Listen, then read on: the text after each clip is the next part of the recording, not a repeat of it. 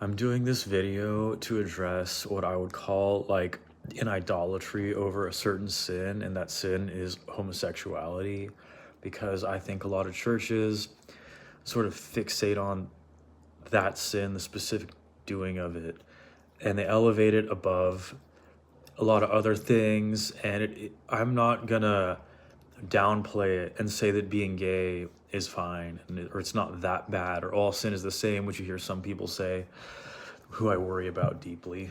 What would lead them to say that? But what I'm really trying to get across is that for a lot of gay people, and I know this because I'm from San Francisco, my best friend, until he OD'd on fentanyl, was bi, basically.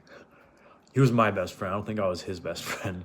But anyway, so what I've noticed a lot of gay people is that their biggest problem is actually not necessarily their sexual orientation, as far as what's keeping them from God. Um, for example, like I know someone who my wife works with, and this person, he is gay, but I would say that the bigger issue for him is his selfishness and his self-centeredness, materialism.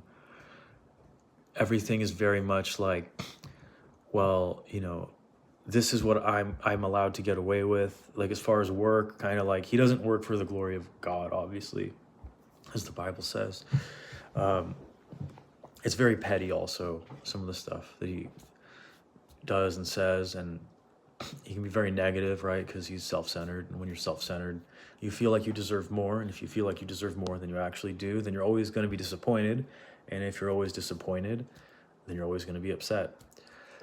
And so that's just something I want people to take away from this message, is that next time you witness to a gay person or you see someone who's a homosexual, try maybe not to see like the obvious, like the pink spandex or whatever, if you're in the Castro, or the nudity.